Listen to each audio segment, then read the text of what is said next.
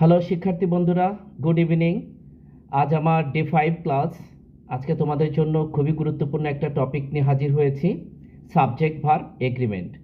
Actually এটা খুবই গুরুত্বপূর্ণ এই কারণেই যে আমরা আমাদের একাডেমিক লাইফে right forms of verb, tag question, fill in the gap, changing sentence সহ আরও অনেক গ্রামারগুলোতে এই সাবজেক্ট ভার্ব এগ্রিমেন্ট বেশ ভূমিকা রাখে। তো আমরা সেই সাবজেক্ট ভার্ব এগ্রিমেন্টের একটা টপিক নিয়ে, একটা পয়েন্ট নিয়ে আমরা আজকে কথা বলবো। তো দেখতে পাচ্ছ আমি লিখে রেখেছি যে একটা সেন্টেন্সের সাবজেক্টটি সিঙ্গুলার অথবা প্লুরাল, এটা ডিপেন্ড করছে এই ওয়ার্ডগুলোর উপর।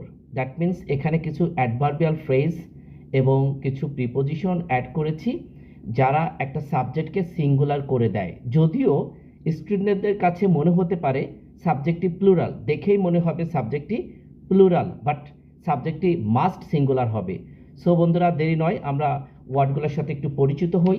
কোনো একটা সাবজেক্টের সাথে যদি আমরা অ্যাজ ওয়েল অ্যাজ দেখতে পাই এবং with, together with, along with, and not, accompanied by অথবা with, except, in addition, including, excluding, in collaboration with অথবা ইন কানেকশন উইথ, যে কটা ওয়ার্ড আমি এখানে তোমাদের মেনশন করেছি, টোটাল এই কয়টা ওয়ার্ড যদি তুমি মনে রাখো, ড্যাম শিওর ইনশাল্লাহ তোমার সাবজেক্ট ভুল হবে না এবং ভুল হবে না।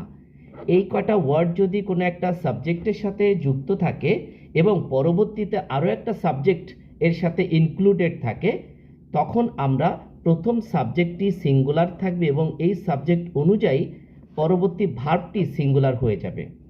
আমরা একটা এক্সাম্পল দেখি, তাহলে আরও সহজ হয়ে যাবে। যদি আমি এরকমভাবে লিখি,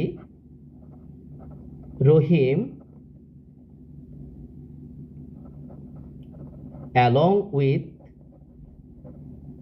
his friends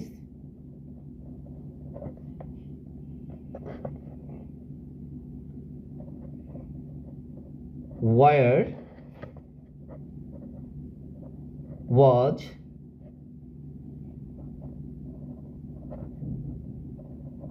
reading newspaper.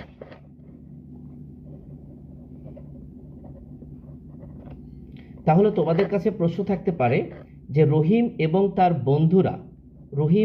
তার বন্ধুরা সংবাদপত্র পড়তেছিল।